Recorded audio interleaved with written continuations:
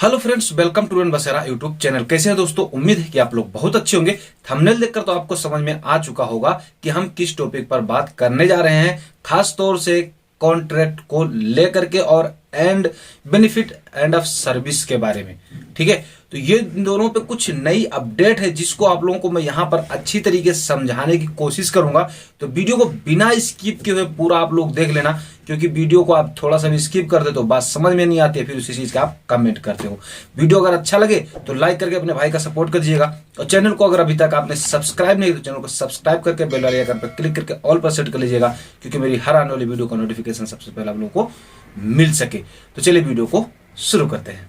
अक्सर दोस्तों कंपनी में काम करने वालों को एंड ऑफ सर्विस का ज्यादा फायदा होता है। कंपनी में काम करने से ज्यादातर फायदा यही होता है कि अगर हम 8 साल 10 साल या 4 साल 2 साल जो भी है, अगर हम काम कर लेंगे तो एंड ऑफ सर्विस हमको मिल जाएगा, यानी बोनस मिल जाएगा। बोनस जिसको हम लोग इंडिया में पीएफ कहते हैं, पर्सनल फंड जिसको बोलते हैं, हमको लास्ट में मिल जाता है। तो यहां पर भी मिलता है, सऊदी में भी कंपनी में काम करने वाले लोगों को मिलता है, यही नहीं हर जगह मिलता है। तो लेकिन यहां पर अक्सर लोगों का एक सवाल होता है कि सर जो मेरा कंपनी है मुझे अलग अलग तरीके से समझा करके मेरा एंड ऑफ सर्विस खा गया, मुझे नहीं मिला। ठीक है, तो लोग क्या समझाते हैं तो उस पर हम आपको यहां पर अच्छी तरीके से बता देते हैं। जो सबसे ज्यादा समझाया जाने वाला वो है ना बात, वो ये है, ऐसे सीधा बोलते हैं कि जब से आपका ड्यूटी शुरू हुआ है तब से ही आपको जो है बेनिफिट ऑफ सर्विस जो है वो आपको मिलेगा, यानी एंड ऑफ सर्विस का बेनिफिट जो है वो आपको तभी से मिलेगा।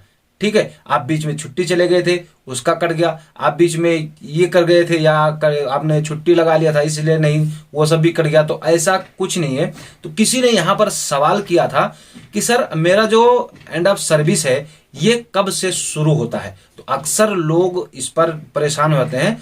तो यहां पर जो सवाल जो अपडेट आई हुई है उसमें यह बताया गया है कि जब से आपका कॉन्ट्रैक्ट शुरू हो जाता है ना, कॉन्ट्रैक्ट जिस दिन आपने कर दिया उसी दिन से एंड ऑफ सर्विस का बेनिफिट पाने के आप हकदार हो जाते हो। अब चाहे आप 2 साल करो, 4 साल करो, 6 साल करो, 10 साल करो, ये आपकी मर्जी है और आपका जब तक जमे तब तक करो।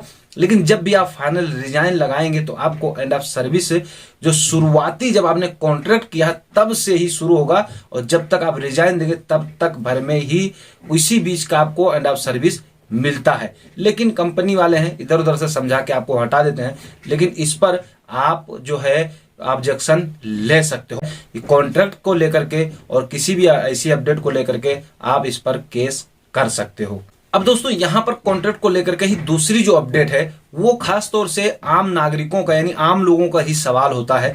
दरअसल क्या होता है कि हम अपने देश से यहां आ जाते हैं, कॉन्ट्रैक्ट कर लेते हैं, फिर बाद में हमको काम नहीं जमता है। लेकिन काम ना जमने की वजह से फिर हम क्या, हमारे मन में होता है मैं अगर कॉन्ट्रैक्ट कैंसिल करना चाहूं तो क्या मैं कॉन्ट्रैक्ट कैंसिल कर सकता हूं, या मैं कॉन्ट्रैक्ट कैसे कैंसिल करूं। तो देखिए, सबसे पहली बात तो आपको यह बता दें कि कॉन्ट्रैक्ट वर्कर अपनी मर्जी से कैंसिल नहीं कर सकता है।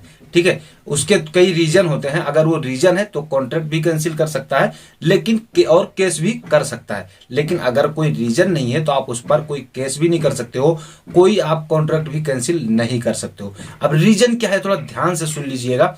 रीजन में मैंने आप लोगों को पहले भी बहुत सारे वीडियो में बताया है, लेकिन जब यहां पर आप सवाल कर देते हो ना, जिस चीज को मैं पहले बताऊं कि जिस चीज को मैं बता के रखता हूं वीडियो नहीं देखते हो फिर सवाल करते हो, तो चलिए मैं रिपीट में सवाल को, इस सवाल के जवाब को बता देता हूं कि अगर वर्कर चाहे क्या नाम है अपना कॉन्ट्रैक्ट कैंसिल करने के लिए तो वो नहीं कर सकता है बिना रीजन के।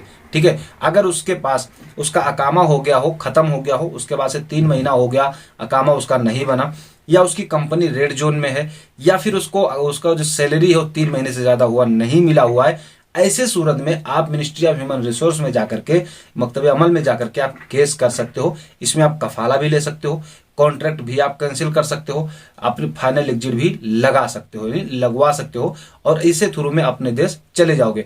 अब बहुत से लोग ऐसा सवाल होता है कि सर अगर मैं केस कर दूं तो ये कितने दिन में फाइनल होगा। केस करना भाई देखिए, केस तो केस होता है, मामला सरकारी है तो भाई उसमें टाइम तो लगता ही है। तो इसमें देखिए कई बार ये महीनों में भी क्लियर हो जाता है, 2 महीने में भी क्लियर हो जाता है, 3 महीना भी लग जाता है। ठीक है, अगर कोई बोले 2 साल 3 साल लगता है तो ये गलत बात है। सऊदी अरब है भाई, इंडिया नहीं है। इंडिया में फाइलें दब जाती, यहाँ नहीं दबती। यहाँ जो मामला होता है वो तत्काल होता है। ठीक है, तो 2 से 3 महीने के अंदर अंदर फाइनल हो जाता है। और इसी दरमियान में आपको एक वर्गा मिलता है। जिस टाइम में आप केस करते हो ना, वर्गा मिलता है। उस वर्गा को लेकर के आप कहीं भी बाहर में जो आपका लिमिटेड है सिस्टम, उसमें आप काम कर सकते हो। काम करो, या फिर आप कहीं बैठे रहो, सो जाओ, घर पे रहो, या इंतजार करो। मैं तो यही कहूंगा, अगर कहीं थोड़ा बहुत काम मिले तो काम कर लो, जिससे पैसा आपके पास पैसा भी आता रहे, आपको दिक्कत भी ना हो। ठीक है। अगर कोई पुलिस वाला पकड़ ले, कोई भी पकड़ लेता है, तो ऐसे में वो आपको उस वर्गा को दिखाओगे आप, तो उसको छोड़ देंगे आपको, क्योंकि आपने केस करके रखा है। ठीक है। तो आई होप कि दोस्तों ये वीडियो आपको जरूर समझ में आया होगा। अगर बात समझ में आई तो कमेंट कीजिएगा। अगर आपके मन में भी कोई सवाल है कमेंट कर सकते हैं। अगर मेरा वीडियो आप फेसबुक पेज पर देख रहे हैं, प्लीज पेज को लाइक कर दीजिएगा और वीडियो को शेयर कर दीजिएगा। तो चलिए फिर मिलेंगे आपसे नेक्स्ट वीडियो नेक्स्ट अपडेट के साथ में। तब तक के लिए जय हिंद।